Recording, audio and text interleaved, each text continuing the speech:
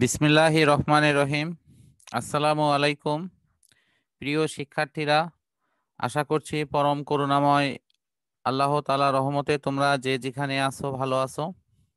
আজ আমাদের প্রতিষ্ঠানের অনলাইন শিক্ষা কার্যক্রমের অংশ হিসেবে আমি নবম শ্রেণীর পদার্থবিজ্ঞান ষষ্ঠ অধ্যায় বস্তুর উপর তাপের প্রভাব এই অংশটি নিয়ে আলোচনা করছি। আজকের আলোচনার শুরুতেই বাষ্পায়নের নির্ভরশীলতা এই অংশটি থেকে শুরু করছি, কারণ গত ক্লাসে আমি বাষ্পায়নের সাথে ঘূর্ণিঝড় এবং সুপ্ত তাপ যখন এটি ছেড়ে দেওয়া হয়, এটি কিভাবে ঘূর্ণিঝড়ে রূপান্তর করে সেই বিষয়টি নিয়ে আলোচনা করেছিলাম। এর ধারাবাহিকতায় আজকে আমি দেখব যে বাষ্পায়নের সাথে কি কি বিষয় জড়িত থাকে বা কি কি বিষয়ের উপর ভিত্তি করে বাষ্পায়ন ক্রিয়াটি প্রভাবিত হয়। আমরা নিশ্চয়ই লক্ষ্য করে থাকব যে বর্ষাকালে যখন আমরা কোনো কাপড় শুকাতে দেই, তাহলে এটি সহজে কিন্তু শুকাতে চায় না। অথচ শীতকালে অনায়াসেই কাপড়টি কিন্তু শুকিয়ে যায়। এর কারণটা কি? এর কারণ হলো বর্ষাকালে বায়ুতে প্রচুর পরিমাণে জলীয় বাষ্প থাকে এবং শীতকালে জলীয় বাষ্প কম থাকে। তোমাদের ঠোঁট, মুখ, মুখের বিশেষ অংশগুলো অনেক সময় এই শীতে শুষ্ক হয়ে ফেটে যায়। তখন আমরা অবশ্যই যাতে এটি ফেটে না যায় তখন পেট্রোলিয়াম ঝিল্লি জাতীয় বিভিন্ন পদার্থ ব্যবহার করে এটিকে আর্দ্র বা ভিজা রাখার ব্যবস্থা করা হয়। তো শুকনো কাপড় যখন শীতকালে বাহিরে রাখা হয় তখন যেহেতু বায়ুতে জলীয় বাষ্পের পরিমাণ থাকে অনেক কম, ফলে এটি অতি সহজেই বাষ্পায়ন প্রক্রিয়ার ওপর প্রভাব বিস্তার করে এবং বাষ্পায়ন ক্রিয়াটা খুব দ্রুত সংঘটিত হয়। ফলে দেখা যায় বর্ষাকালের চাইতে শীতকালে কাপড় অতি দ্রুত শুকিয়ে যায়। তা কাজে আমরা বাষ্পায়ন প্রক্রিয়ার সাথে যে যে বিষয়গুলো জড়িত আছে সেই বিষয়গুলোর উপর আমরা একটু সংক্ষিপ্ত ধারণা নেয়ার চেষ্টা করব ইনশাআল্লাহ। প্রথমে আছে বায়ু প্রবাহ। যে স্থানে আমরা বাষ্পায়ন প্রক্রিয়াটি চলে সেই স্থানের ওপর দিয়ে যদি বায়ু প্রবাহিত হয়, তাহলে বায়ু ওই জলীয় বাষ্পগুলো ওই স্থান থেকে আম, অন্য স্থানে সঞ্চালিত করে নিয়ে যায়, ফলে নতুন করে বাষ্পায়নের হার বৃদ্ধি পায়।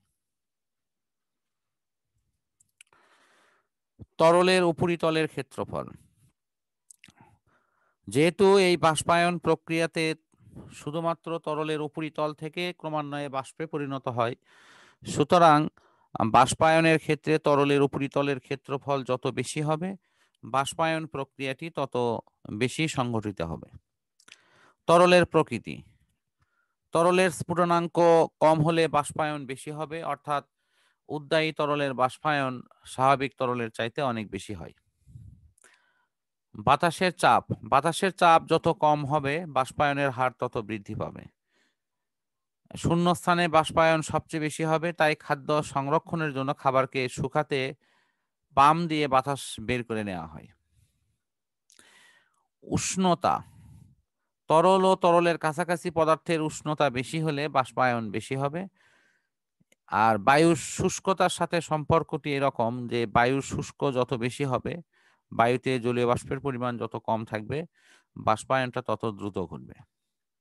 আমরা এরপরে দেখব আপেক্ষিক তাপ। একক ভরের তাপমাত্রা একক পরিমাণ বৃদ্ধি করতে যে পরিমাণ তাপের প্রয়োজন হয় সেটিকেই বলা হয় আপেক্ষিক তাপ বা স্পেসিফিক হিট। এটি আমরা সূত্রের মাধ্যমে প্রকাশ করতে পারি। S = Q/M × T2 - T1।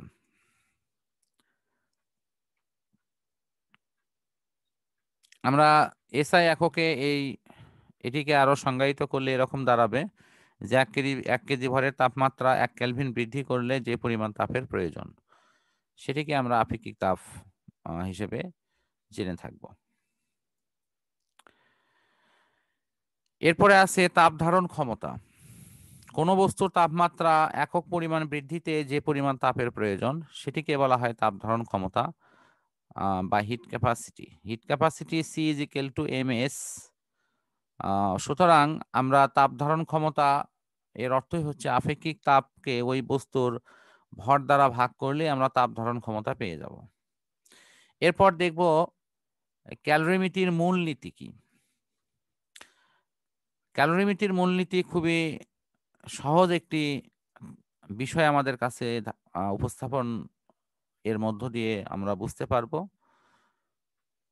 আমরা যদি পাশাপাশি ২ টি ঠান্ডা এবং উষ্ণ বা গরম বস্তুকে রাখা হয় এবং সেখানে এমন একটা পরিবেশ তৈরি করা হয় যে বাহির থেকে তাপ ভেতরে প্রবেশ করবে না অথবা ওই পরিবেশের থেকে তাপ বাহিরেও চলে যাবে না।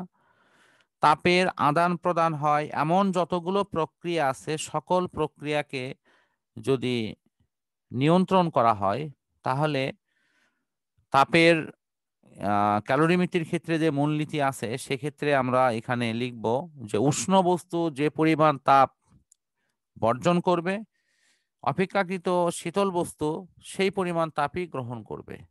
অর্থাৎ বাহ্যিকভাবে তাপের আদান-প্রদান না হলে গৃহীত তাপ এবং বর্জিত তাপ এই দুটি পরস্পর সমান হবে। এটি ক্যালোরিমিতির মূলনীতি। অর্থাৎ কোনোভাবেই যদি তাপের অপচয় না হয় অথবা বাহির থেকে তাপ যদি ওই সিস্টেমে প্রবেশ না করে, তাহলে ঠান্ডা বস্তু যে পরিমাণ তাপ গ্রহণ করবে, গরম বস্তু ঠিক সেই পরিমাণ তাপই বর্জন করবে। অর্থাৎ গরম বস্তু তাপ বর্জন করবে, ঠান্ডা বস্তু গ্রহণ করবে। এখানে তাপের বাহির থেকে ভিতরেও ঢুকবে না, তাপ বাহির থেকে ভিতরেও আসবে না অথবা ভেতরের তাপ বাহিরেও চলে যাবে না।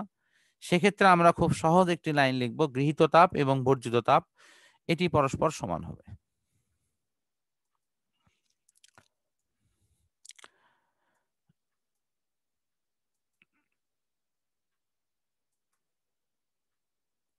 এরপরে আমাদের দেওয়া আছে বটমিলের একটি বিশেষ পরীক্ষা যেটির মাধ্যমে আমরা দেখতে পাচ্ছি যে একখণ্ড বরফকে আমরা অনায়াসে একটি সরু তারের মাধ্যমে কেটে ফেলছি এবং কেটে ফেলার পরপরই এই বরফটি আবার কিন্তু জোড়া লেগে যাচ্ছে। কিভাবে এটি সম্ভব? আমাদের কিছু, কিছু বস্তু আছে যে বস্তুগুলোতে চাপ প্রয়োগ করলে এর গলনাঙ্ক হ্রাস পায়। যেমন বরফ। এখানে যখন দুই পার্শ্বের ওজন ঝুলানোর মধ্য দিয়ে যখন এই তারের মাধ্যমে বরফের ওপর চাপ প্রয়োগ করা হয়েছে তখন ওই স্থানের বরফের গলনাঙ্ক কমে গেছে। কমে যাওয়ার ফলে ওই স্থানের বরফের গলনাঙ্ক কমে যাওয়ার অর্থ হচ্ছে সেটা 0 ডিগ্রি সেলসিয়াস তাপমাত্রারও নিচের তাপমাত্রায় বরফ গলে যাবে। তো এখানে -1 ডিগ্রি সেলসিয়াস বা -2 ডিগ্রি সেলসিয়াস তাপমাত্রাতেও বরফ হয়তো গলে গেছে।